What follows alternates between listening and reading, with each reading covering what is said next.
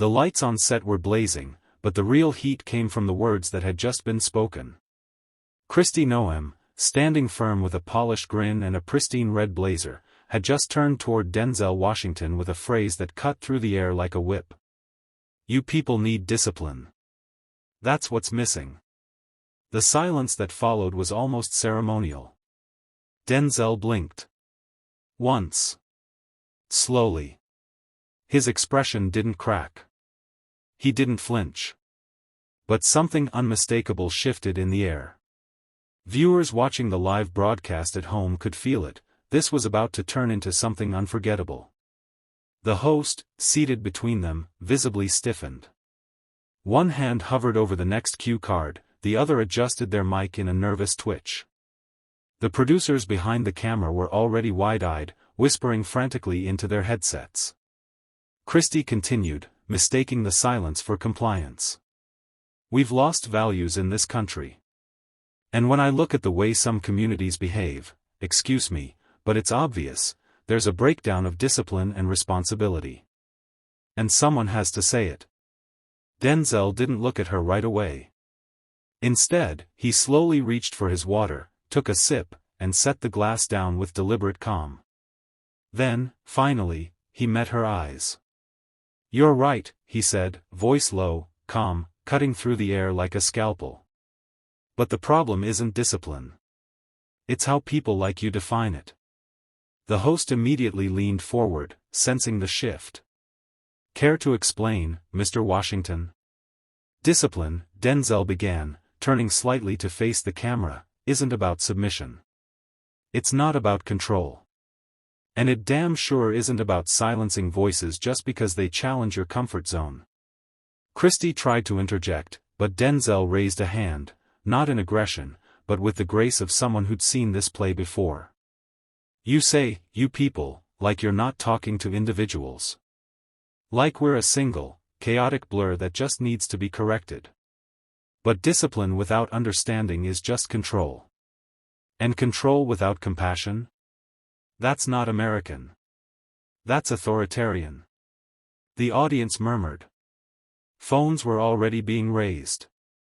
Twitter was about to go nuclear. The studio had become a courtroom, a battlefield, and a mirror, all at once. And Denzel wasn't done. "You want to talk about values, Governor," he continued, eyes unwavering. "Then let's talk about history. Let's talk about who built what. Who paid what price. And who keeps getting told to act right while others write the rules." Kristi's smile had vanished. The tension was now visible, her fingers curled slightly inward on the edge of the desk, eyes darting toward the camera. And just like that, round one belonged to Denzel. Kristi Noem wasn't used to being thrown off balance, especially not on national television. But Denzel hadn't blinked once since she launched her opening attack. He sat still, arms crossed, his expression calm, almost surgical. The studio lights cast a sharp glow across his face, but it was her words that were burning under the surface. "So let's be honest," Kristi said, looking directly at him. "Hollywood has spent decades telling America what to believe, what to feel, how to vote, who to trust. And you, Mr. Washington, have been one of its loudest voices." Denzel tilted his head slightly. "Loud?" he echoed, low and deliberate. "Yes," she snapped. "Loud, righteous, and out of touch. You act like your pain is everyone's fault. But this country doesn't owe you or anyone a platform to perform your grievances." The audience went dead silent. Denzel leaned forward just an inch, letting his presence fill the space. "You keep using that word, perform," he said, voice steady. "But you know the real performance? Acting like everything's fine when people are bleeding. Smiling on campaign posters while kids can't breathe in their own neighborhoods. Talking about law and order while communities drown in silence." Kristi straightened up. "That's a political slogan, bleeding communities. It's dramatic. America gave you everything, Denzel. And you still make it sound like you were handed chains instead of chances. That was the moment. Denzel stood. Not abruptly. Not in protest. But with the controlled motion of someone who had nothing to prove, yet everything to say. "You keep bringing up Hollywood," he said. "Fine. Let's use your analogy. If this is a movie, then your version of justice is bad writing. Flat characters. No arc. Just slogans and shame." The studio gasped. The tension was no longer between two ideologies, it was between two worlds. One that demanded silence. And one that refused to stay quiet. Denzel looked to the camera now. This country doesn't need another campaign speech dressed in morality. It needs truth. And if truth makes you uncomfortable, maybe it should. Kristi blinked, just once. She hadn't expected that. And the crowd? They didn't clap. They just listened. Because something had shifted. Something had started. Kristi Noem took a long breath, eyes darting to the moderator, then to the audience. For a second, it looked like she might regroup, reframe her argument. But Denzel had stolen the air from the room. And she knew it. Still, she wouldn't fold. "You talk about truth like you own it," she said coldly. But where was that truth when small towns collapsed under broken families?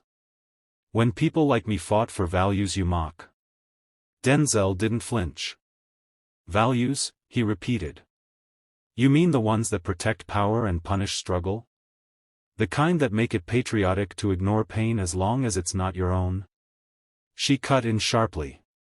"No, I'm talking about responsibility. About teaching people to rise, not whine. You come on these shows, Mr. Washington, and preach about systemic injustice while sitting in a multimillion-dollar suit. It's easy to criticize when you're at the top." Denzel chuckled, but not out of amusement. More like disbelief. "I didn't start at the top," he said firmly. "And I don't wear this suit to hide. I wear it because I earned it, and I never forgot the people who can't afford one." The audience stirred. Kristi tried to counter, her voice growing sharper. "You act like struggle makes you morally superior. But some of us fight for this country in ways that don't involve red carpets and spotlights." Denzel stepped forward, not aggressively, but deliberately, cutting the distance between them. "You're right," he said. "You do fight. But sometimes, it looks a whole lot like shadowboxing, throwing punches at ghosts while real problems get ignored. You stand here talking about broken families while backing systems that break them." There was a pause. A heavy one. The kind that redefines momentum. Then he added, quieter, but heavier. "And maybe the reason I talk loud, is because I'm done whispering in a country that doesn't listen until you shout." A murmur rolled through the crowd. Someone whispered, "Damn." Kristi's lips tightened, but she stayed quiet. This wasn't going how she imagined. She'd come for control. But Denzel? He came for the truth. And he wasn't done yet. The moderator's voice cracked through the silence, trying to regain control. "Let's steer the conversation." "No," Kristi interrupted, her tone clipped, controlled but bristling. "Let's not steer away. Let's stay right here in the fire." Denzel tilted his head, intrigued. She turned fully toward him now. "You say you shout because this country doesn't listen until you do? I say shouting isn't the answer. Clarity is. We can't build unity by dividing rooms every time someone disagrees with you." Denzel raised an eyebrow. "Unity," he said slowly. "You don't get to preach unity after campaigning on fear. After turning neighbors into threats and struggle into spin. Don't sell me harmony when you're humming over pain." The audience snapped, gasps, nods, claps. Someone shouted, "Talk that truth." Kristi's eyes narrowed. "You think you have the monopoly on truth just because you've been through something? Pain doesn't make you wise. It makes you loud. And sometimes, it makes you wrong. That landed hard. Denzel stepped back slightly, as if absorbing the blow. Then smiled, calm, lethal. You just said pain doesn't make you wise, he replied, voice lowered. But maybe comfort makes you blind. You speak from a place so far removed from fire, you mistake the smoke for drama. Kristi shook her head. That's poetic. But politics isn't poetry, Denzel. It's policy. And policy needs discipline, not emotional performances. He laughed. Not out of disrespect, but because the moment demanded it. You call this a performance? Denzel said. You think this is for cameras? I don't need applause. I need people to wake up. He turned to the audience. To the veterans who came home to foreclosure. To mothers working 3 jobs and still choosing between food and rent. To kids being judged before they speak. That's who I'm shouting for. Not a clip. Not a headline. Kristi looked shaken, but wouldn't show it. You don't get to paint me as the villain, she said flatly. I fight for the same people. No, Denzel said, locking eyes with her. You fight for the version of them that doesn't make you uncomfortable. Boom. That line didn't just land, it detonated. Even the moderator leaned back. Kristi stood still, jaw clenched. She wasn't ready for this. Denzel wasn't reading a script. He was reading the room. And suddenly, it felt like America was watching. Not for the next policy. But for the next word. Kristi took a slow breath, brushing an invisible crease from her jacket as if steadying her posture could steady the moment. You seem to think intensity equals integrity, she said coldly. But shouting louder doesn't mean you're right. It just means you've made yourself impossible to debate without being called a monster. Denzel blinked once, calm, still. You want a debate? You came here with sound bites. I came with scars. The audience rumbled. Even those neutral in the crowd were beginning to lean in, sensing the balance of the room shifting. Kristi stepped forward, unfazed. I've governed. I've balanced budgets, defended freedoms, protected communities. What have you done? Starred in movies and delivered speeches? A low, collective woe rippled through the studio. Denzel stepped into the space between them, closing the air like a sudden thunderclap. Let me tell you what I've done, he said, his voice like steel wrapped in velvet. I've walked through neighborhoods your policies ignored. I've shaken hands with fathers your economy forgot. I've visited classrooms that your education bills starved. I've spoken to kids, 10 years old, already planning funerals, not futures. He paused, letting it land. And guess what? They don't quote tax codes. They quote survival. Kristi's jaw tightened. You paint every disagreement as cruelty. Maybe, just maybe, disagreement is democracy. Not everyone who challenges your version of America is your enemy. Fair point, Denzel nodded. But not everyone wearing a flag is protecting the people beneath it either. Silence. A few claps. Then more. The tide had turned. But Kristi wasn't finished. You claim to stand for the people, she said. But you sit in Hollywood mansions, attending galas, tweeting outrage between award shows. Denzel didn't flinch. I've earned what I have. But I've never forgotten who paid the price for me to get here, he replied. And then, turning to the camera.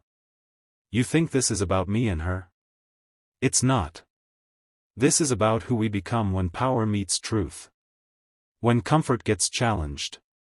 When people like her stop mistaking calmness for correctness. He pointed, not at Kristi, but past her, toward the idea of her. This isn't about left or right.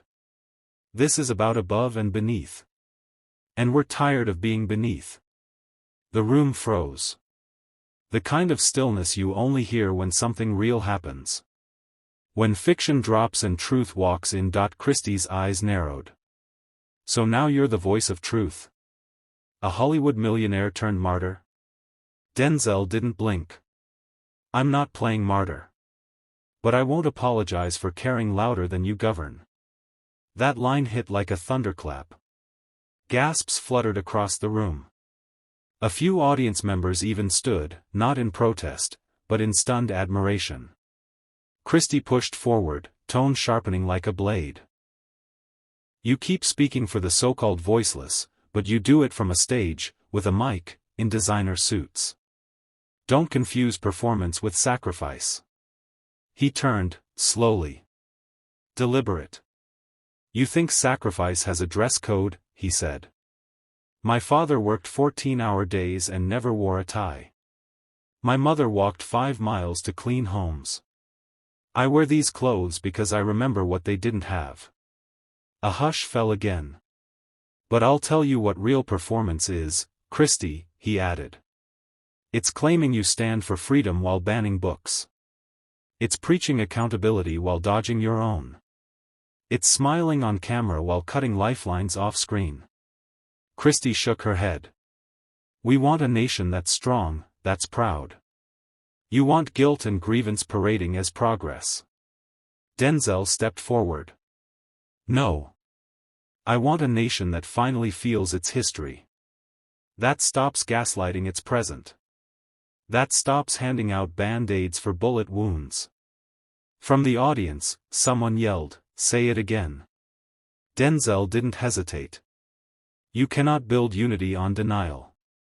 You cannot fix a broken house by repainting the door. Kristi took one last breath, lifting her chin. You think you're shaking foundations, but all you're doing is burning bridges. His voice dropped low. Intentional. Devastating. Some bridges need to burn if they only ever led us backward. The studio was electric. You could hear every breath, every shift in a seat. Cameras caught the moment, not just as a political clash, but a cultural reckoning. A producer whispered, "We're going viral already." Because this wasn't just debate. This was demolition and reconstruction, live on air. Denzel paused, letting the silence speak before he did. When I was 10, he began, my mother took me to a county courthouse.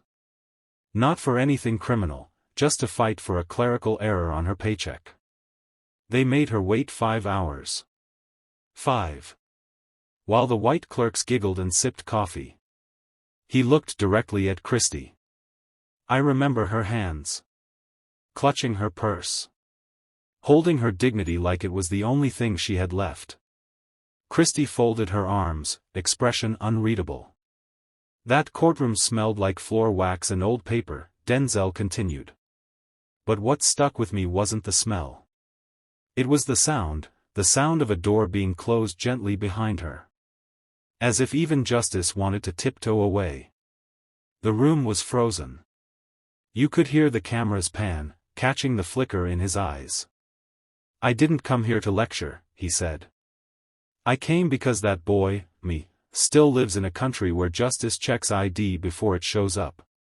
Kristi countered, this is 2025, not 1965. We've made progress, real, measurable progress. You don't inspire change by chaining people to old wounds. Denzel snapped back, you don't inspire anything by pretending those wounds don't still bleed. The audience stirred. A young woman near the front wiped her eyes. I'm not asking for pity, Denzel said.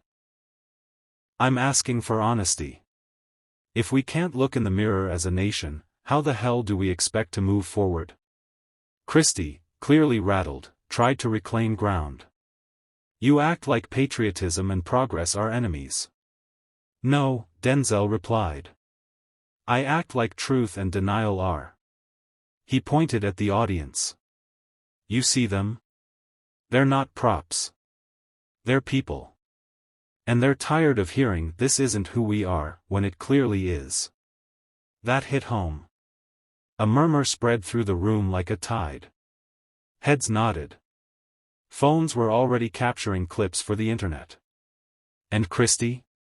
For the first time, she looked, cornered. Denzel turned toward the moderator's desk but didn't speak right away. He simply stared at the studio clock, as if measuring how much longer the country could afford to pretend. You know what's exhausting, he said finally. Pretending every 4 years that things are about to change, when all we ever get is new voices reading the same old script. The audience was silent.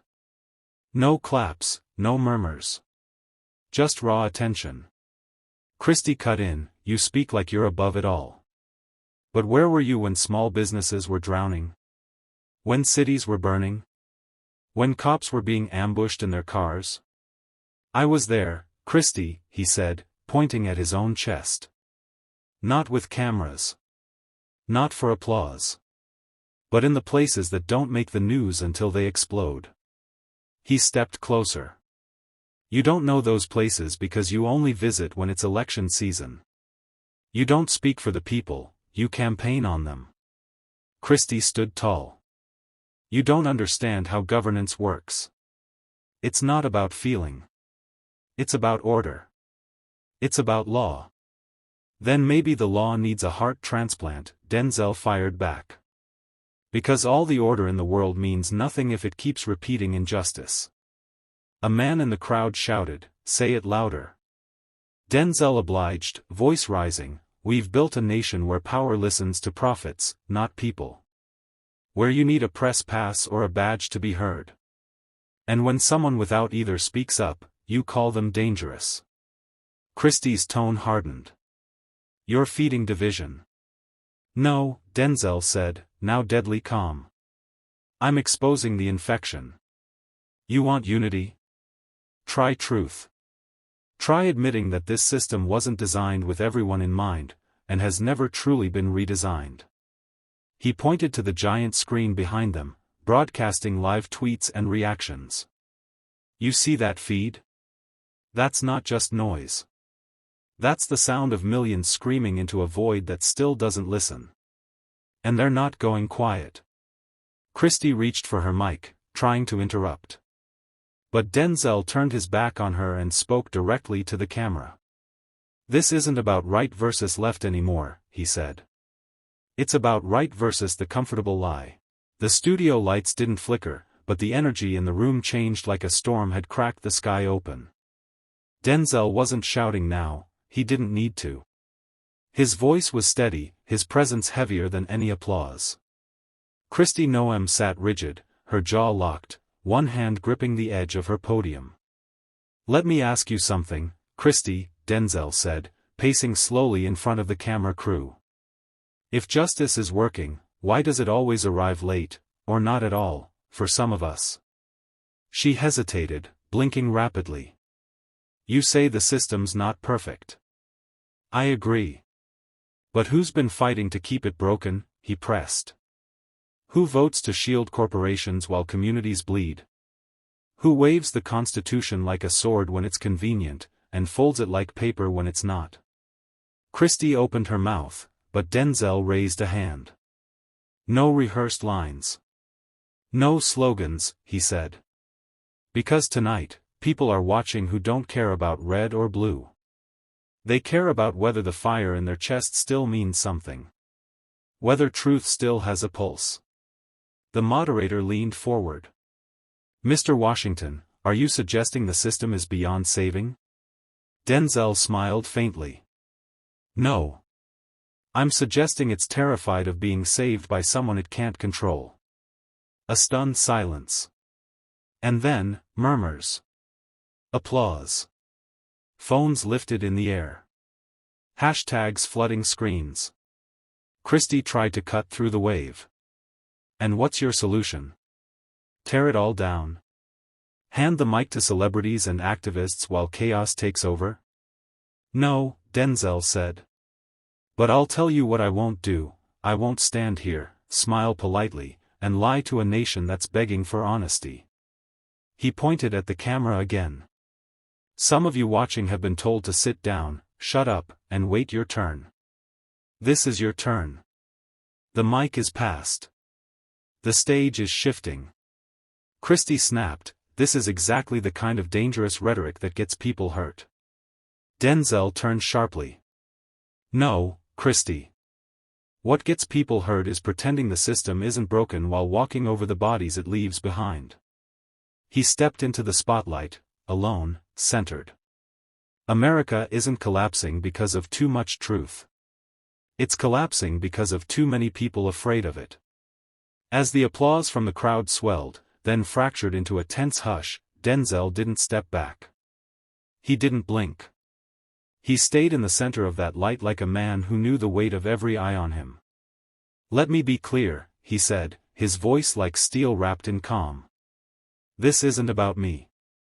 I'm not here to sell a brand or win your vote. I'm here because I got tired of watching this country gaslight itself into thinking silence is peace. Kristi shook her head. This is performance art. No, he said, almost whispering. This is what it looks like when someone stops performing. He turned to the moderator. You want a closing statement? The moderator nodded, surprised. Denzel paused. Then here it is. He looked straight into the camera, not blinking, as if daring America to look away. You built a house on a foundation of injustice, he said slowly. Then you act surprised when it leans, when it cracks, when it crushes the people at the bottom. You don't need a hero. You need a reckoning. A gasp swept the studio. You want freedom, he continued. You better start telling the truth about who's been free, and who's still begging for the chance. Kristi muttered something, but her mic was already off. Denzel took a final step forward. And to every person watching who's been told they're too loud, too angry, too real, stay loud. They only silence what they fear. The screen behind him lit up with real-time reactions. Thousands of messages.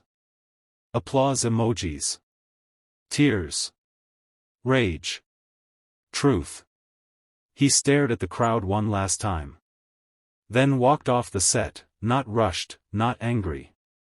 Just done. As the cameras kept rolling, the moderator sat frozen. Kristi stared ahead, lips parted but silent.